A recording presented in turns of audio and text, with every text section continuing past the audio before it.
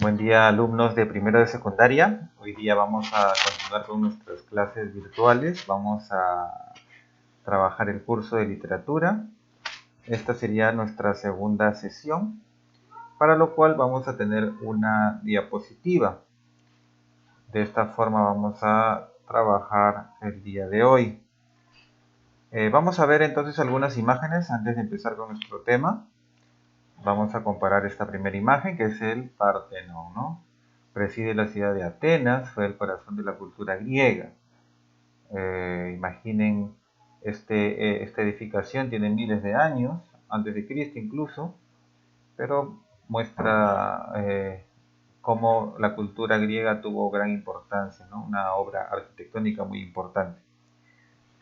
Y acá observamos una serie de atrios de las iglesias actuales, iglesias católicas, las puertas, la entrada, la parte principal de cada una de estas edificaciones. Tiene bastante parecido en las columnas, en la majestuosidad con respecto a la primera imagen, ¿no? Bueno, vamos a trabajar hoy día lo que es las civilizaciones griegas y romanas. Ya lo habíamos visto en la parte anterior, en la clase pasada, sobre lo que eran las culturas de Oriente. Y vamos a ver entonces que Grecia y Roma tuvieron gran importancia. Vamos a empezar entonces indicando que en el Foro Romano se desarrollaba el comercio, la religión y la administración de justicia del imperio. Vemos también que los griegos y los romanos explicaron el origen del mundo a través de la mitología. En esta mitología aparecen los dioses y los héroes, ¿no? Vamos a encontrar en el caso de los griegos a Zeus como su más importante dios, pero también los romanos van a emular esta mitología con los nombres conocidos, ¿no? Como Júpiter, en el caso de Zeus. Atenas se representa por los romanos como Minerva. Eh, y el dios del agua, del mar, va a tener el nombre de Poseidón para los griegos, Neptuno para los romanos, y así sucesivamente van a ser nombrados. Acá vemos la imagen del foro romano y por otro lado a Heracles, ¿no?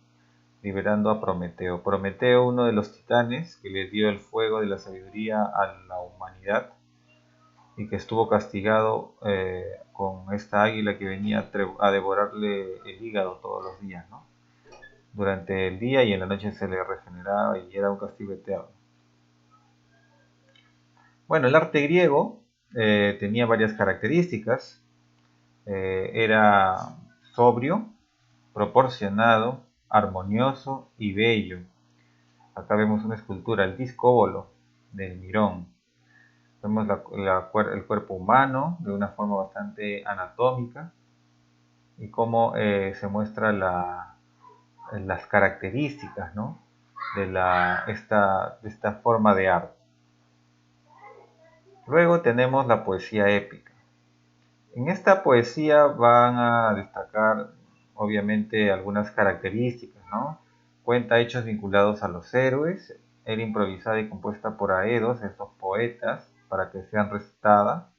En esta época todavía los griegos no tenían un lenguaje escrito, solamente el lenguaje oral, y narraban los hechos sin emitir juicio u opinar sobre ellos. Vamos a ver ahí a Homero, cuyo importante legado nos ha dejado dos obras, la Ilíada y la Odisea. La Ilíada es la historia de la guerra de Troya en los últimos 40 días y la Odisea el viaje de retorno de Ulises a su isla Ítaca. Vamos a ver también la poesía lírica. Vamos a encontrar que se caracterizaba por expresar sentimientos, emociones, inquietudes y ansias del poeta. ¿Cuáles eran los principales representantes? Tenemos a Píndaro, Safo y Anacreonte, ¿no? Ellos hablaron sobre el amor, sobre la belleza, sobre la fama. Y lírica proviene del instrumento musical lira, un instrumento de cuerda que acompañaba la declamación de los poemas. Entonces la lírica adopta el nombre del instrumento musical. Obviamente el instrumento musical, la lira, es el símbolo de la poesía.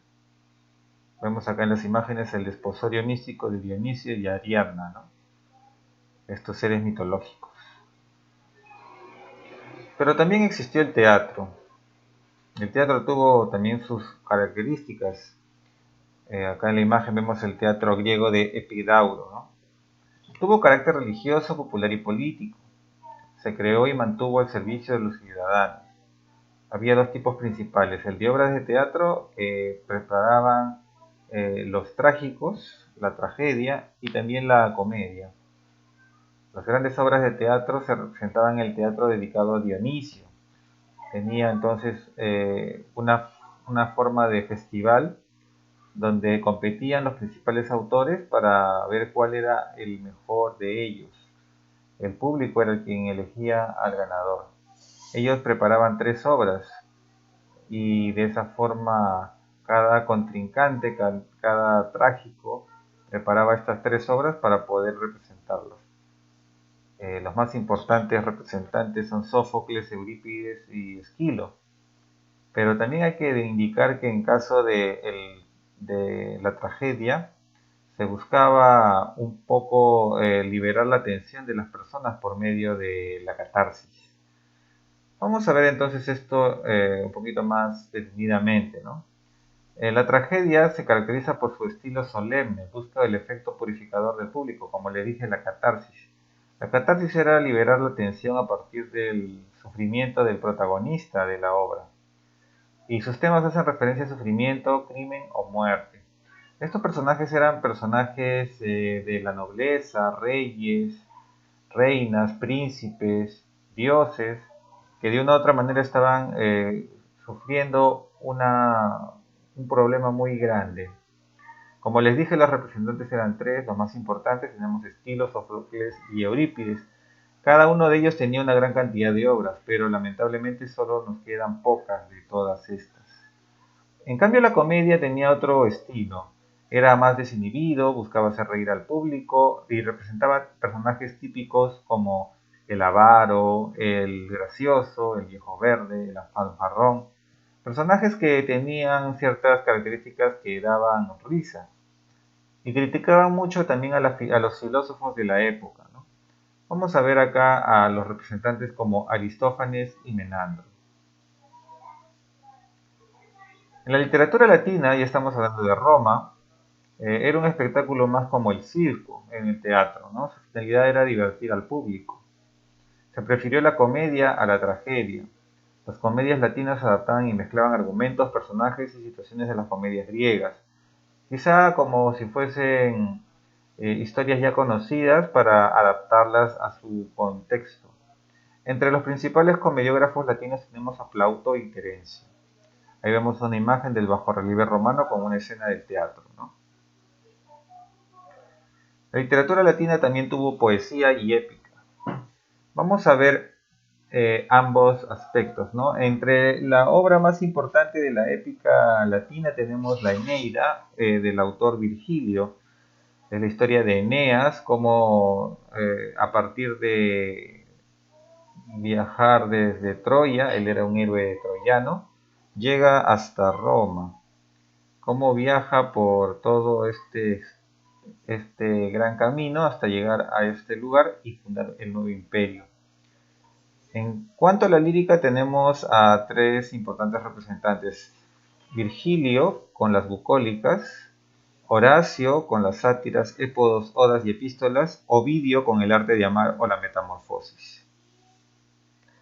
En el caso de la Eneida, para evitar el dolor de la despedida del troyano Eneas, ha decidido zarpar sin comunicárselo a su amada. Pero ella descubre los preparativos de la partida y se enfrenta a Eneas exigiéndole que permanezca a su lado. Este es un argumento principal de la obra, donde Eneas va a tener que viajar desde su ciudad natal Troya, una vez que ésta fue destruida después de la guerra contra los griegos, ¿no? Todo esto se narra dentro de la Eneida. Es un poema muy importante que Virgilio hizo a pedido del emperador romano. Bueno, y eso sería todo por esta segunda sesión. Yo les voy a adjuntar tanto esta diapositiva como una ficha para que puedan trabajar una actividad. Y con eso concluimos nuestra sesión el día de hoy. Nos vemos la siguiente clase. Hasta la próxima. Nos vemos.